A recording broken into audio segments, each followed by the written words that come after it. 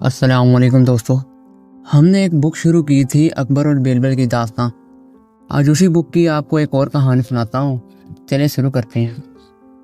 اکبر گھڑ سواری کو بہت پسند کرتا تھا، جس کی وجہ سے وہ ہر قیمت پر گھوڑے کو خرید لیتا تھا جس کو وہ بہت پسند کرتا تھا۔ دور دراز علاقوں کے تاجر یعنی عرب، ایران اور چند دوسرے ممالک کے جو کہ توانا اور خوبصورت گھوڑے رکھتے تھے اس کے دربار میں حاضر ہوتے رہتے تھے۔ شہنشاہ گھوڑوں کے لیے بھاری رقم بھی ادا کرتا تھا۔ وہ اپنی ذاتی پسندی اور استعمال کے لیے گھوڑے خریدتا تھا۔ وہ دوسرے گھوڑے اپنی فوج کے استعمال کے لیے بھی خریدتا تھا، مگر اس میں اس کی پسند کا دخل نہ ہوتا تھا۔ اشرف تاجر اکبر کے دربار میں منافع بخش کاروبار کر رہے تھے۔ ایک دن ایک نیا تاجر نے پیشگوئی رقم کا مطالبہ کیا۔ تاجر ایک نیا آدمی تھا اور کمیونٹی کے دوسرے تاجروں سے واقف نہ تھا۔ اس نے 2 خوبصورت اور توانا گھوڑے اکبر کے ہاں فروخت کیے تو اس کو کہا کہ وہ ایسے شجرہ نسب کے اعلیٰ نسل سینکڑوں گھوڑے لا سکتا ہے اگر صرف آدھی رقم اس کو ایسے گھوڑوں کی ایڈوانس ادا کر دی جائے تو۔ اکبر نے اپنے خزانچی کو اس نئے تاجر کو اس کے مطالبے کے مطابق رقم ادا کرنے کا حکم دیا۔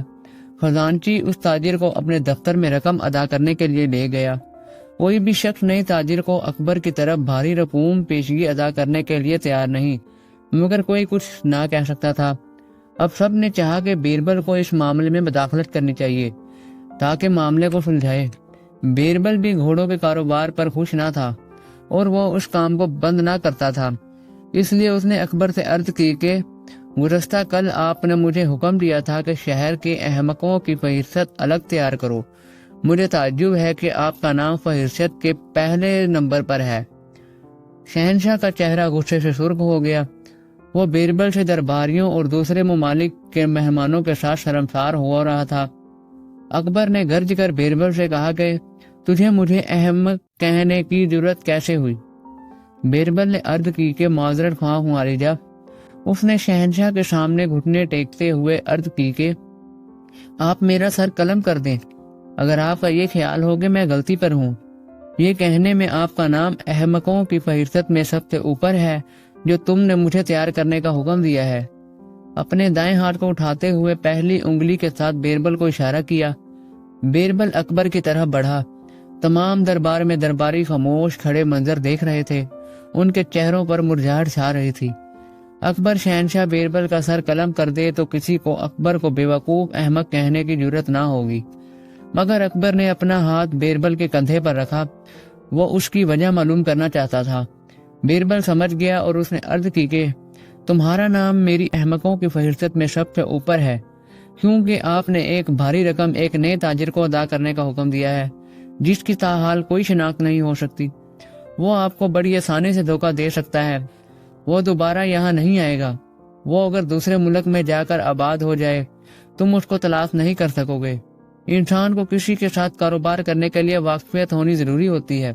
اس نے آپ کو 2 گھوڑے خرید کیے ہیں اور آپ اس قدر خوش ہو گئے ہیں کہ اس کو بھاری رقم ادا کرنے پر متفق ہو گئے۔ یہ وجہ ہے کہ میں نے اپنی احمقوں کی فہرست میں آپ کو بلند مقام دیا ہے۔ خزانچی کے پاس جاؤ اور ناواقف تاجر کو رقم کی ادائیگی سے منع کر دو، ایسا اکبر نے کہا۔ اکبر نے اپنے درباری کو حکم دیا کہ وہ جلدی سے جا کر خزانچی کو اس حکم سے آگاہ کر دے۔ بیربل نے کہا کہ اب میں آپ کا نام احمقوں کی فہرست میں نہیں رکھوں گا۔ اکبر نے چند لمحات کے لیے بیربل کو گھورا اور بعد ازاں اس کے سامنے براجمان لوگوں پر نگاہ ڈالی اور پھر اس نے ہنسنا شروع کر دیا۔ تمام لوگوں کو سکون کا سانس آیا۔ آخرکار بادشاہ کو بھی اپنی غلطی کا احساس ہو گیا۔ وہ بھی خوشی سے ہنسے اور انہوں نے بیربل کی اس جرات اور عقل مندی سے بہت تعریف کی۔ تو دوستو، اگر آپ کو کہانی پسند آئی ہے تو جلدی سے چینل سبسکرائب کر لیں تاکہ اکبر اور بیربل کی آنے والی اور کہانیاں آپ کو بر وقت ٹائم پر مل سکیں۔